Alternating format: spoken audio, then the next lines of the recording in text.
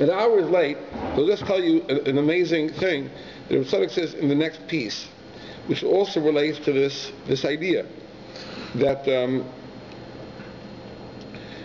Pesach, there's a tremendous emphasis on the idea of questions and answers, of questions. And the question is why? Why is that?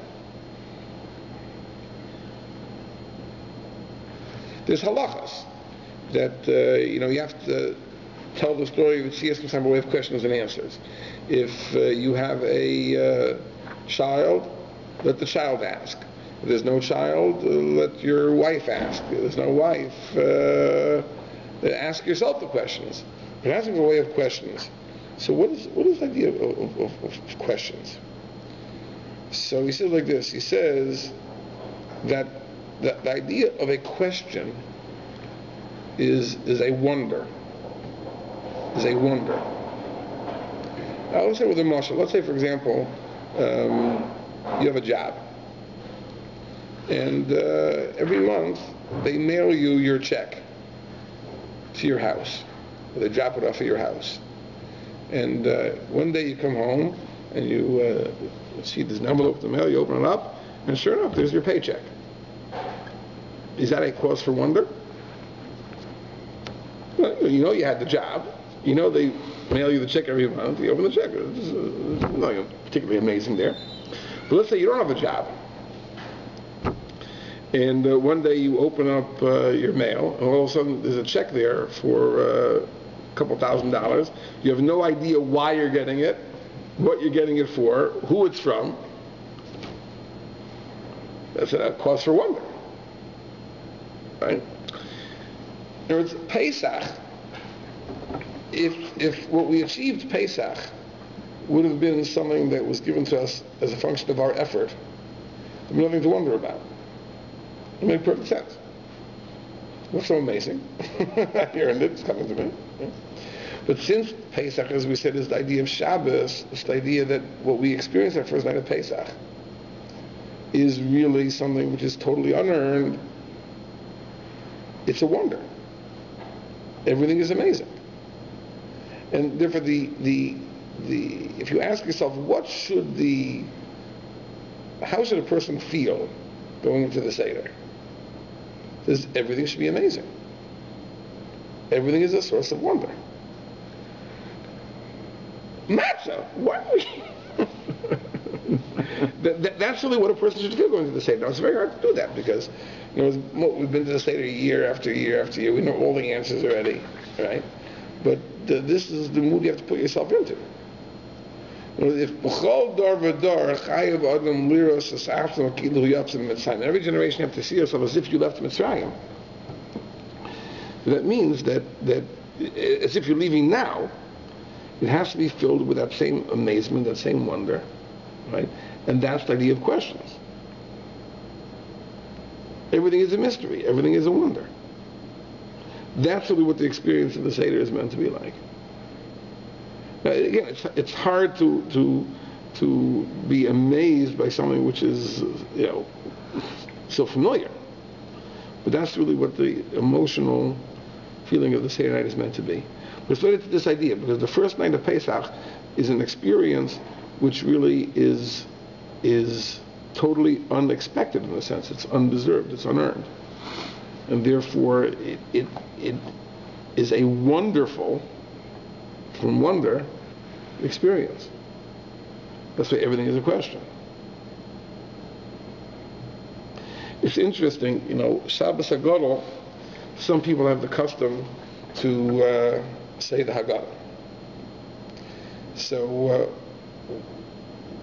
where do they start from? They start from Avodim Hayinu, and they go up to L'chaper al Kol Avei Neseinu.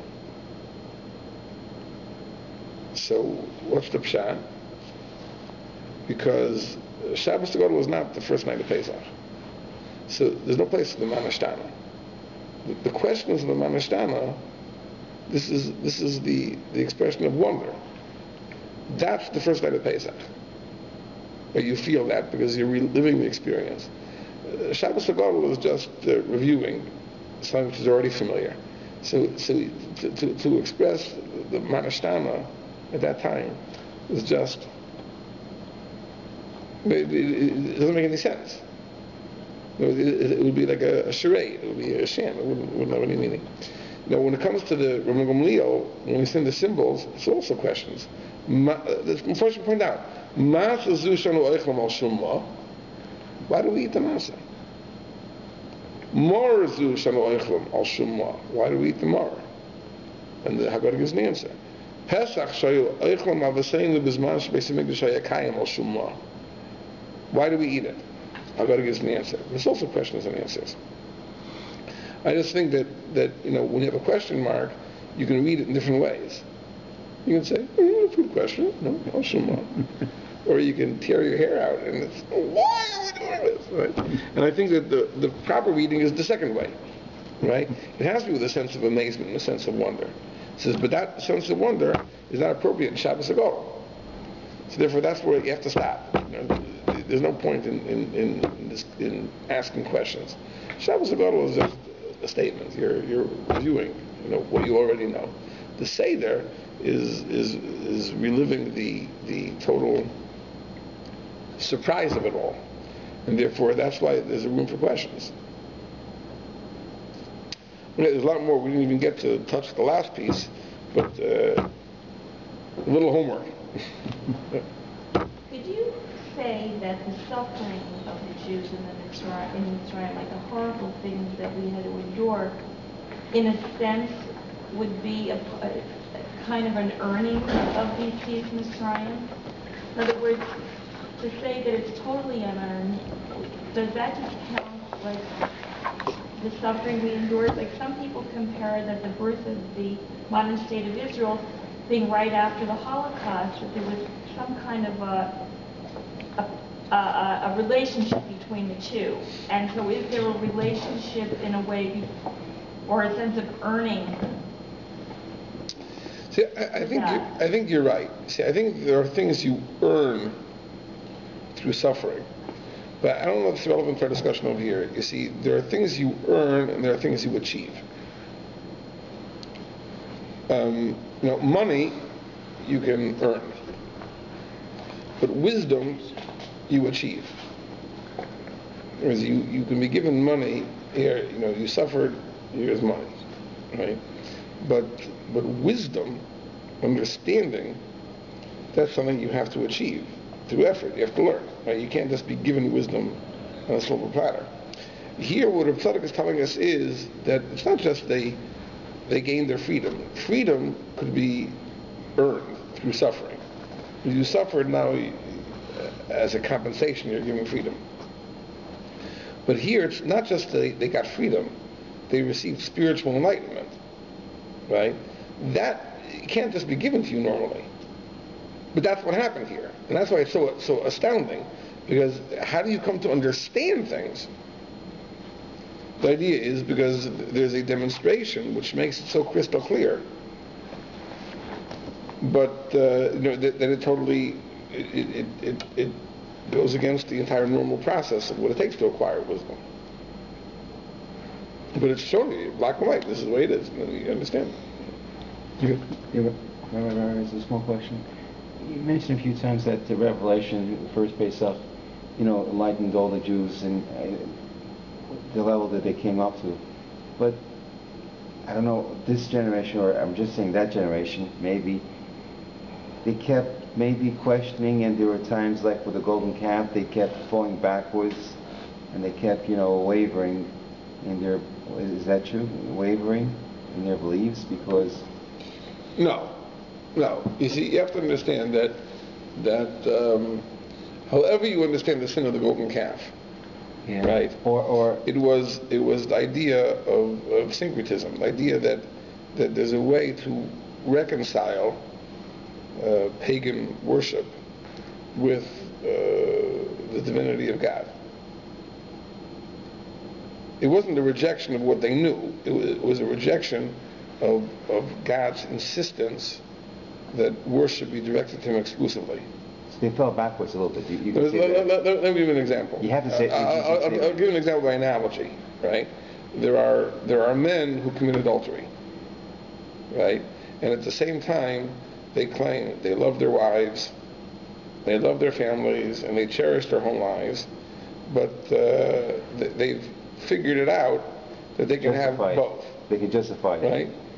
They're trying to justify it. Now, to a certain extent, they are wrong, obviously, because marriage, there's an insistence of exclusivity. It doesn't allow for non-exclusivity.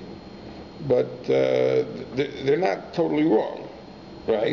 The Jews want this person in his thinking, at least, right, has said, listen, I love my wife, but on the other hand, I'm going to follow my desire extracurricularly, right? That's the idea of Avodah Zarah. The idea of Avodah Zarah in Mitzrayim was the same. The Egel was the same thing. In other words, it wasn't the total rejection of what they experienced in the Yetzias Mitzrayim. It's the rejection of the divine demand of exclusivity. When God says, Ki anochi Hashem Elokecha ke'el kana, right? What does it mean, ke'el kana? A jealous God, what does it mean? God is jealous of somebody, right? It first explains that kana, right, means to insist on exclusivity. On? Exclusivity. When the Torah says, the parsha of Sota, when a man warns his wife not to go with another man, it says v'kineis ishto. That's the word, v'kineis ishto. It means it's to insist on exclusivity. Right? God is a ke'el kana. He says, listen, I'm God, right? But I insist that I be the only object of your devotion. Because you can't be with me and play around on the side. You can't have two gods. You can't even have a god and a mistress on the side, right? It's either I have 100% of your devotion, or it's not good. Well, the calf was just the remnants of what they learned, what they was in Mitzrayim.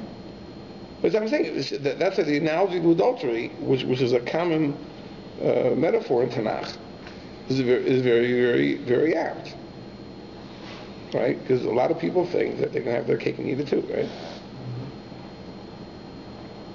There's an irony about Pesach today versus Pesach in Mitzrayim, that maybe of all the holidays we have, it's the one that the most physical work is done in preparation for. That when you sit down at the table, you described how he felt elevated at a level that affected his entire life was earning the Pesach. And yet, we're supposed to feel this is unique as the one that we don't earn, that we're given. It's a very labor-intensive event.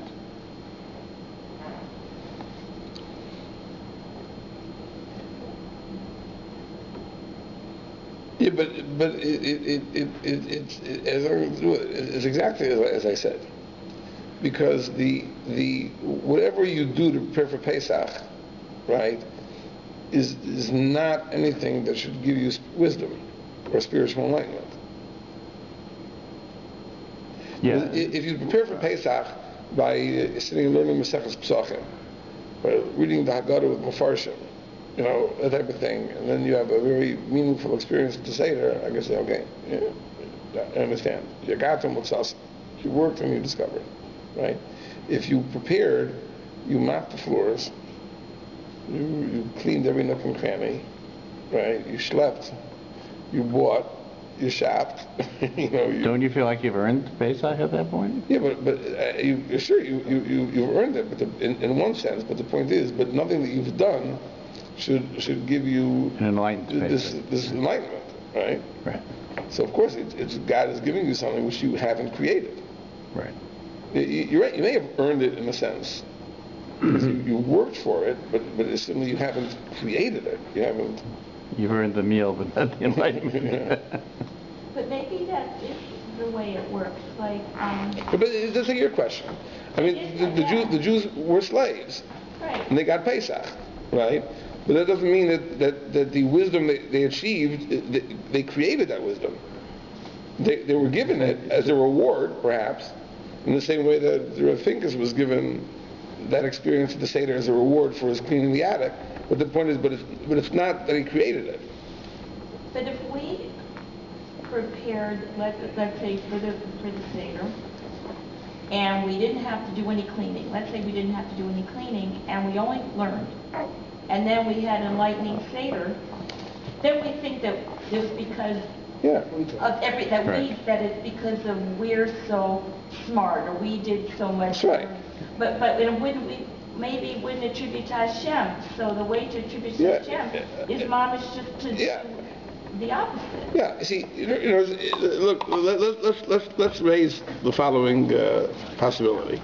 Let's say you have the offer to go to a hotel for Pesach. They call up the Skovaks and they say, listen, we have a hotel, not like some of the places you go in, like India, somewhere nice, where they serve you on real dishes instead of those things made out of leaves. I remember these stories. So you can go to this nice, 5-star hotel. They'll wait on you hand and foot, and you figure like this, and you figure, and this way, the days up to Pesach, I don't have to clean and schlep. I can study, I can reflect, I can meditate. I can have a great Pesach. I don't think it ever works. It doesn't. Except in India. It only works in India when you have leaf plates. Yeah, but in India, you worked very hard. Yeah, we did. It was very hard. I say, but very hard in terms of the physical preparations for it. Exceptionally hard. I wouldn't know where to start in India, But it was, look, I was once, Pesach in a hotel. One time. I'll tell you the truth. Again, I have to be honest with you because you're all my friends, right? I'm not going to tell you that it wasn't great. But it was funny, to sit in the dining room Erev Pesach for lunch, right? And you really have nothing to do. The rest of the day. And you're sitting around having this leisurely lunch, and it's like 2:00 in the afternoon, and the next 6 hours you're just like, well, what am I going to do? Yeah, what am I going to do? It's weird, right? And it wasn't particularly enlightening Pesach either. Let's say you have 2 starim. You have a Pesach Seder. In one scenario, the whole thing is scripted. Mm-hmm. Right? You know exactly what you're going to say, what you're going to do. You've worked it out. These are the points you're going to make, and there's a whole plan. On the other hand, there's another Seder where nothing is prepared, right? And you have a real discussion. People ask real questions, and there's an attempt to grapple with them and give real answers. And which is a more meaningful Seder? The latter. Probably the latter, right? So I'm saying sometimes when you prepare in the spiritual sense, you might be undermining yourself because you're like too smart. You know what I mean? You got all the angles figured out. Some of us are very skilled in being unprepared. Yeah, you've made it into a science. Okay, everyone. Have a Chag kosher. There's no class next week, right? It's too close to Pesach next week. What are we doing with the Shavuos one? We'll talk about it later. Chag kosher v'sameach. As someone once said, it says, kosher I know it'll be. Everyone's working hard, but it should be sameach too. It should be happy.